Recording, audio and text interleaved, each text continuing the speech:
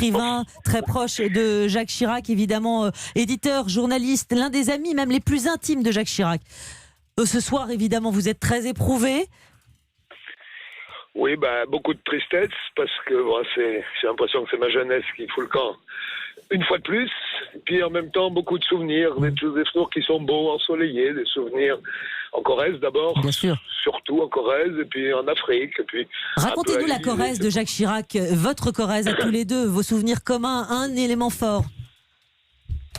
Oui, on a en commun d'être des émigrés parisiens qui ont été élevés à Paris, qui revenaient chez leur grand-mère en Corrèze. On a ça en commun.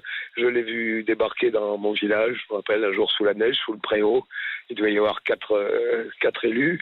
On m'avait dit un techno, un énarque pompidolien, ça n'avait rien qui fasse rêver un gamin de 20 ans. Puis j'ai découvert une espèce de cow-boy formidable.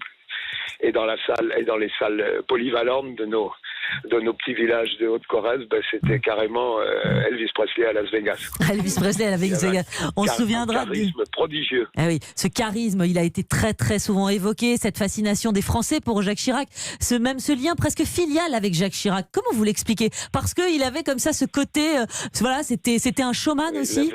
C'était un showman, mais surtout quelqu'un qui avait la capacité de se mettre dans la peau d'un type qui a des problèmes de fin de mois, comme je l'ai vu parler à des chefs d'État, je l'ai vu parler à des serveurs de restaurants ou à des secrétaires à l'Élysée. C'était sur le même ton. C'était pas un bourgeois. C'est peut-être le seul président pas bourgeois qu'on ait eu depuis la fin du général de Gaulle. C'était une espèce de seigneur, de condottière.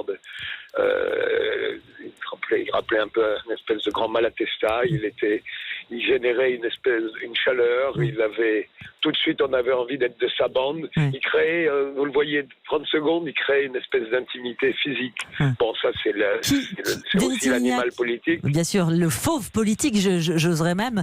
Qui le fascinait, Denis Sélignac, vous qui avez été un de ses plus proches? Qui le fascinait, Jacques Chirac? Est-ce qu'il avait de l'admiration pour qui le fascinait? Mandela, Senghor. L'Afrique, toujours l'Afrique. Diversité et puis la haine. Et puis des artistes, mais il était fasciné et puis aussi des handicapés en Corrèze. Il planquait pour qu'on le sache pas, sur son agenda, une visite discrète à un handicapé pas loin de chez moi qu'il avait pris particulièrement en affection, et là il était au bord de larmes. Mais ça se savait pas, puis il n'avait pas envie que ça se sache. Il était très pudique.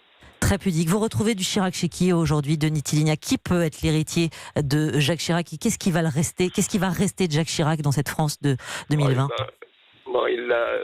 Elle a tellement changé si vite. Il l'a incarné avec beaucoup de dignité et de panache et de hauteur. En même temps de simplicité, il l'a incarné dans sa mémoire, puis en même temps dans le vibrionnage de ce peuple compliqué, ambigu.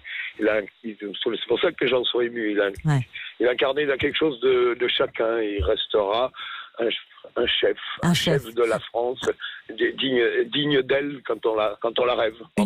Une véritable incarnation de la France, c'est ce que vous nous dites, Denis Sélignac.